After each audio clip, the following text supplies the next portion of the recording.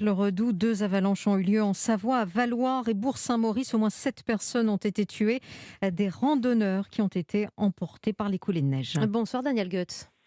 Bonsoir. Vous êtes directeur adjoint de la cellule montagne et nivologie de Météo France. Ce drame s'explique par le redout des températures, un manteau neigeux beaucoup plus souple. Quand on regarde les statistiques d'accidentologie, le mois de mai est-il toujours particulièrement critique en montagne? Mais en fait, en mai, il se produit assez souvent des chutes de neige tardives, hein, ce qu'on appelle des offensives hivernales tardives.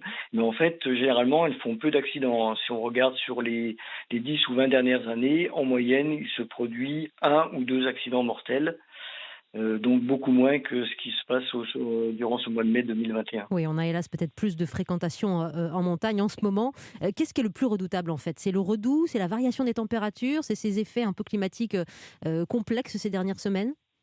Non, en fait, ce qui est le plus redoutable, c'est l'association chute de neige froide et vent. Oui. Donc, c'est ce qui s'est passé ces derniers jours, hein, dans la nuit de jeudi à vendredi et encore vendredi matin.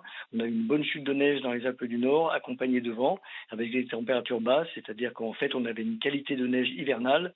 Et donc, l'association chute de neige plus vent a créé ce qu'on appelle des plaques. Et c'est donc de ces avalanches de plaques dont ont été victimes ces personnes qui sont décédées. Et ces avalanches se déclenchent-elles seules ou après le passage de skieurs ou de randonneurs, Daniel Goetz? Alors en fait, elles peuvent se déclencher spontanément, mais le plus souvent, dans 90% des accidents d'avalanche qui entraînent des skieurs, ce sont les skieurs eux-mêmes qui les ont déclenchés à leur Hélas, passage. oui. Est-ce que vous chiffrez encore au mois de mai, chez Météo France, le risque d'avalanche en cette saison? Alors en fin de saison, le risque d'avalanche n'est plus chiffré sur l'échelle européenne, hein, qui comporte 5 niveaux, mais il y a toujours un bulletin d'estimation de risque d'avalanche qui informe, qui décrit quels sont les risques dans le massif où on va randonner. Oui, les autorités avaient alerté d'ailleurs sur ces risques d'avalanche particulièrement élevés. Est-ce possible de connaître le niveau de détail, de prévoir les secteurs les plus exposés à ces avalanches? Alors c'est difficile d'être très précis, c'est-à-dire à l'heure actuelle, avec nos techniques et nos moyens, on ne peut pas prévoir que dans telle pente donnée, il y aura une avalanche si un skieur passe et que dans telle autre pente, il ne passera pas.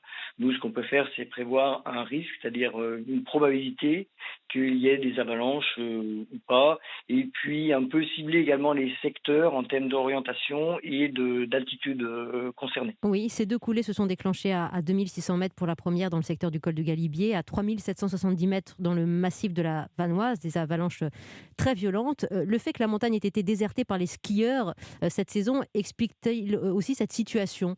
C'est-à-dire on a peut-être déclenché moins d'avalanches que les autres années. Daniel Goetz, pour terminer.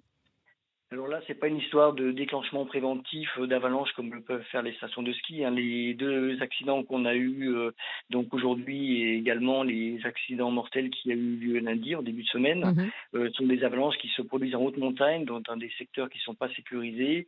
Donc ça n'a pas de lien avec la fermeture des stations de ski durant l'hiver. Merci Daniel Goetz, directeur adjoint de la cellule montagne et nivologie de Météo France, d'avoir répondu à ces questions après la mort de 7 randonneurs aujourd'hui dans les Alpes.